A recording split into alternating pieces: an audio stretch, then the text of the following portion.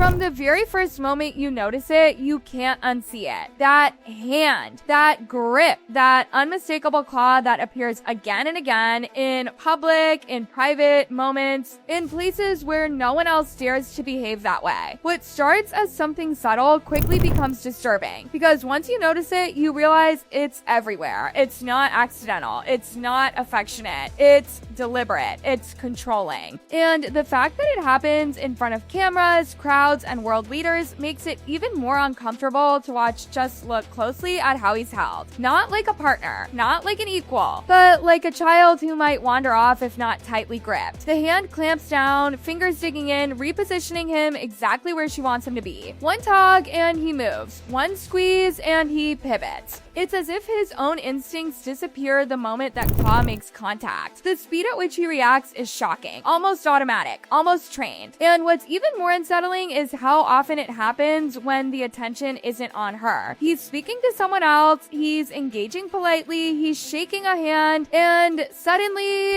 there it is, the claw. One firm grab, and his focus snaps right back. It's like a silent alarm reminding him that his attention should never drift too far. Not even for a second. Not even to greet a stranger. Watch closely during public greetings. Everyone else offers confident handshakes. Everyone else stands freely. But when she's around, that freedom vanishes. He hesitates. He freezes. He looks torn, as if he's fighting an internal battle. Do I finish this handshake, or do I obey the pull? You could almost hear him thinking, please, just let me do this. But the claw wins. It always wins. There are moments when he tries to pull away, when he looks visibly tired, when he removes his hand, maybe hoping for a little space, a little air, but then comes the double claw. One hand isn't enough anymore. She grabs again, harder, firmer, sealing the escape route completely. His face changes instantly. The smile drops, the light drains. He looks overwhelmed, almost on the edge of tears. A moment ago, he looked relaxed. Now he looks trapped. And this isn't rare. This isn't an isolated incident. It happens again and again, even in moments of grief. During times when emotions are already raw, when the world is mourning, when tears are flowing, when dignity and restraint should lead the way, there it is again. The claw. Rubbing his back, guiding him, steering him, ensuring that even in sorrow, control is never surrendered. He follows instantly, like someone whose senses have dulled the moment he's touched. It's almost as if that grip switches something off inside him. Sit, claw. Stand, claw. Move, claw. Stop, claw. The hand becomes the command, the signal, the shortcut to obedience. And when the spotlight drifts elsewhere, the claw appears even faster, dragging attention back where she wants it. There's a moment where she surges forward, claws him, and he moves so fast it's almost comical. He clears the way for her, stepping aside, left awkwardly behind afterward, as if even he doesn't understand how it just happened.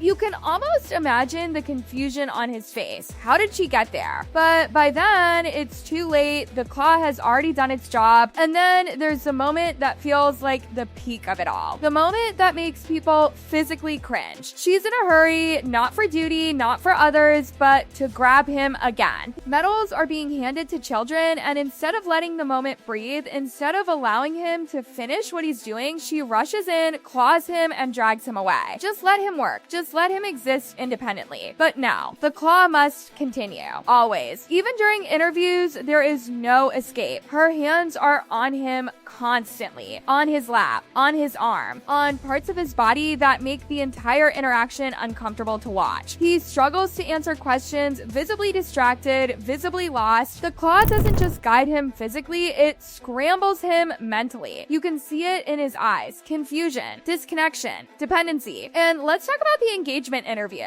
The entire time she's gripping him. The entire time. So tightly, it's almost concerning. You can joke about blood flow, about needing therapy afterward, but when you watch it, it doesn't feel funny. It feels excessive. It feels possessive. It feels like something no one should endure on live television. And it doesn't stop with him. Oh no!